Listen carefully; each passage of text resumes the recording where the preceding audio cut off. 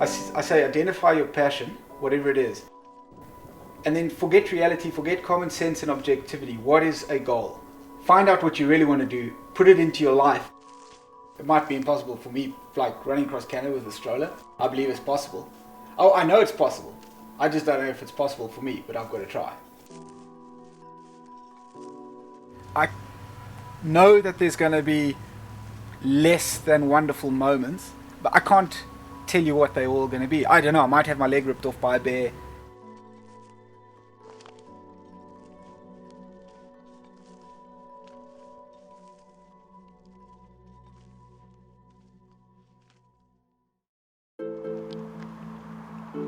I've decided to do this project, and in deciding to that, I've sort of given it blanket sort of carte blanche, right? I will accept come what may.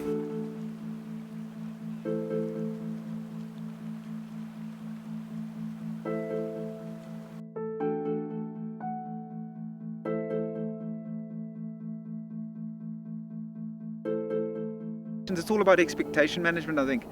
And if you're, obviously you hope to have something run smoothly, but the moment that hope moves into expectation where you want it to run smoothly, I think that's where you have problems. So if you just manage your expectations and say, yes, I'd like it not to be windy, but if it is windy, just enjoy that.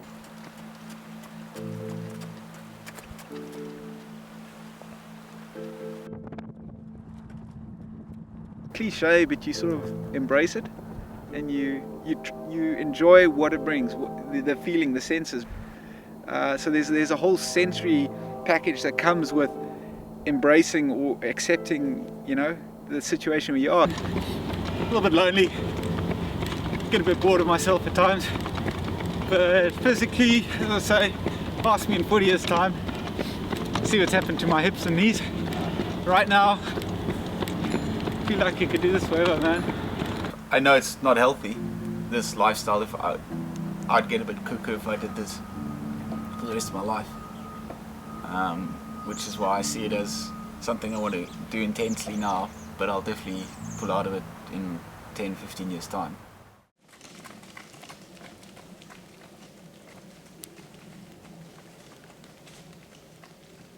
Inside you is this organism that is just so phenomenal. And one of the things that this phenomenal organism can do is actually travel on foot 7,500 kilometers, you know? Yeah. But by saying you can't do it, you're sort of almost diminishing your own, I don't know, value, worth. And it's like, dudes, that's so sad, man.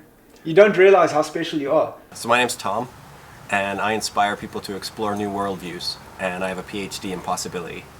So what that actually means is, how do people decide what's possible and impossible? How do they decide what they can do and what they can't do? And I was interested in working with those beliefs and empowering people to attempt the crazy and unrealistic goals that inspire them. So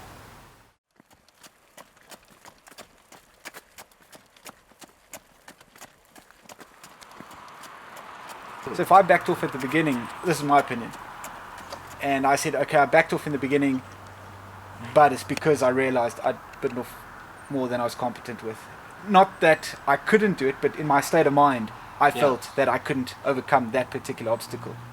Then that's not so much failure. But if I backed out and said, well, it's because there's dust in my eye, I got, you know, bitten by a mosquito. I think it's also fear, getting back to that failure thing, is where you portion what you learn from it. If you're willing to, how honest you are as well with yourself.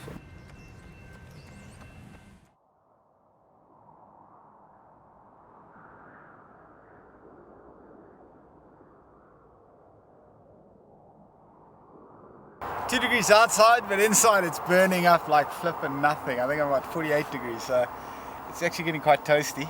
It's a lack of wind, that's what it is. The air's cool, but there's no wind, so I think before I sweat myself into an oblivion, I'll run like this for a while, see how that goes. I have a physiological anomaly, I think, where my thermoreceptors just don't pick up cold, so I get cold because I'm a mammal.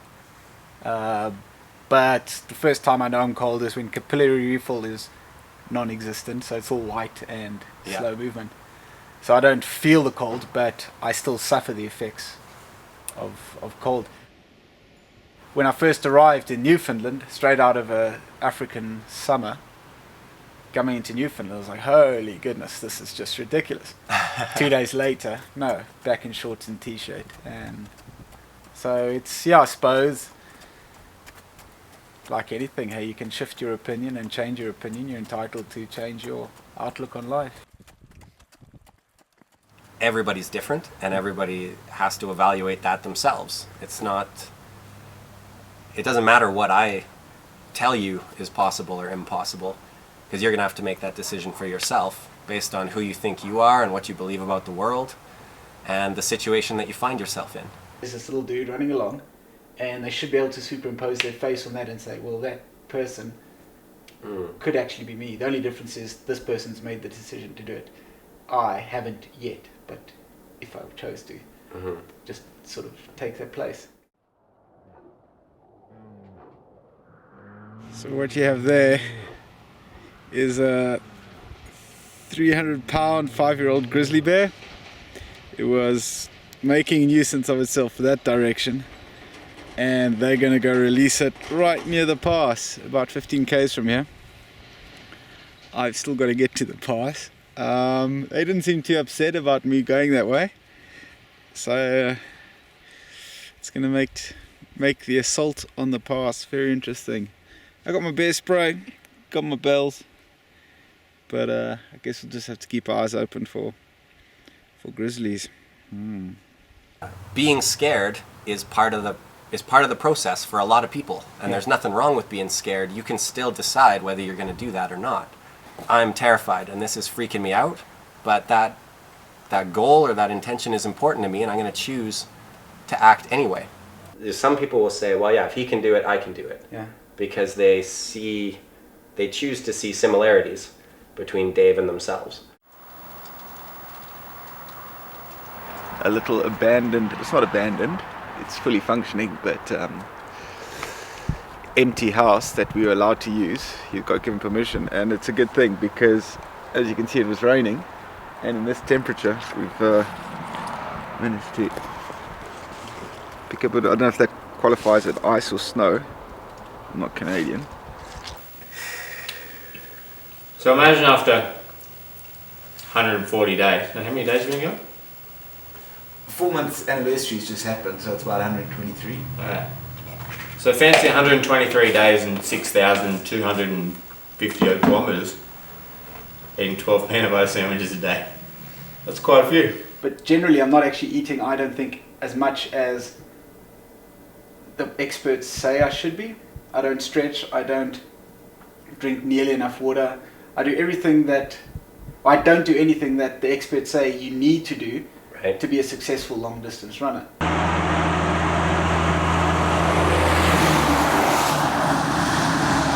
Your Coke mix looks delicious. 3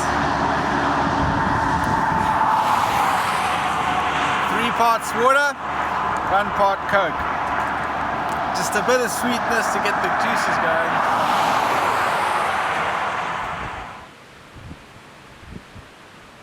So final stretch through the mountains, ups, downs, lefts and rights. About 2.5 weeks I'll be in Vancouver, and then another 5 days to get to Toffino on Vancouver Island.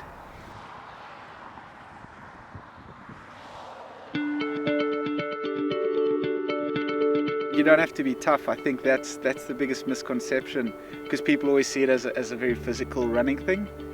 It's running because that's my passion, but the project isn't about running, it's about following my passion. To do something like this, all you really need to do is be patient. I think that's the number one characteristic. Just be patient, and when it's day 30 and it's still raining, just smash out day 31, because by day 35 things will be dry. By day 124, 5, whatever I'm on, you're going to end up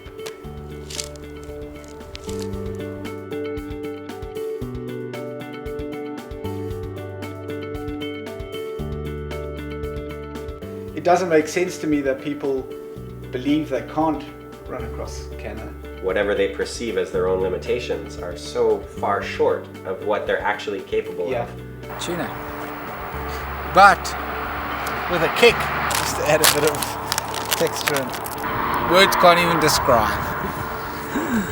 But I seem to have managed to lose an entire sleeping mattress. And my little bum's gonna get cold. You just ran across Canada. Yeah. Wow. No, it's been stunning, man. I mean, just